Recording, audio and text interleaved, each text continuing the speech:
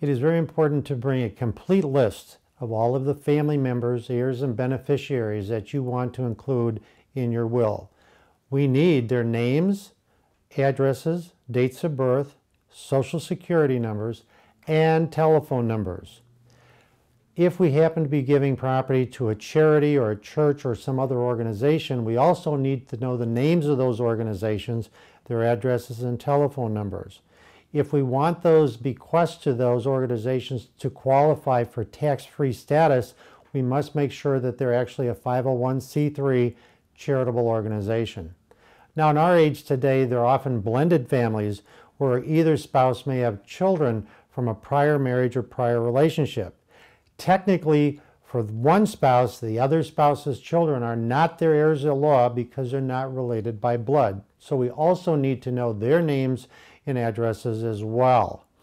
In addition to that, I think perhaps the most important document the attorney needs to see is a financial statement.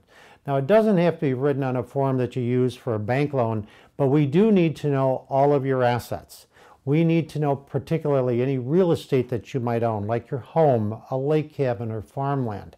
We need to know all of your bank accounts, the type of accounts that they are, which bank they're in, and the values of the accounts at the time you come and see the attorney. I need to know about your life insurance, the name of the company, the type of life insurance policy that you own, and the face value or the cash surrender value of that as well. We also need to know about your pensions and your retirement plans, names of the companies and the values of those as well. Most of these plans, such as life insurance and retirement, have named beneficiaries. We need to know who they are.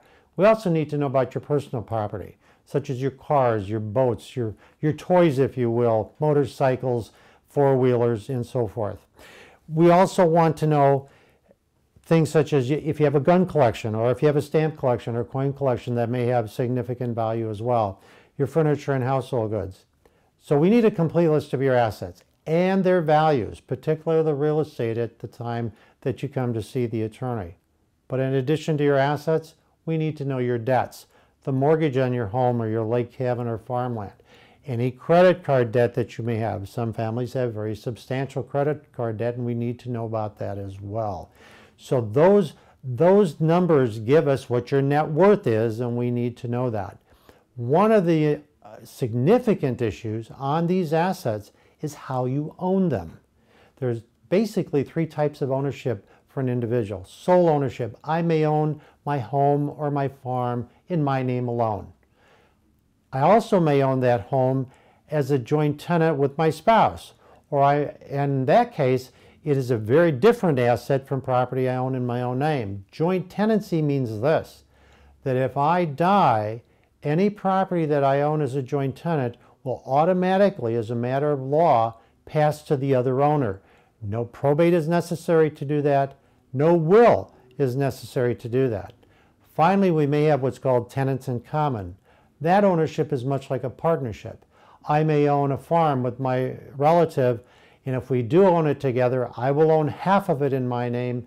The other party will own half in their name. We need to know those types of ownership in order to properly manage your assets and create an estate plan that will work for you.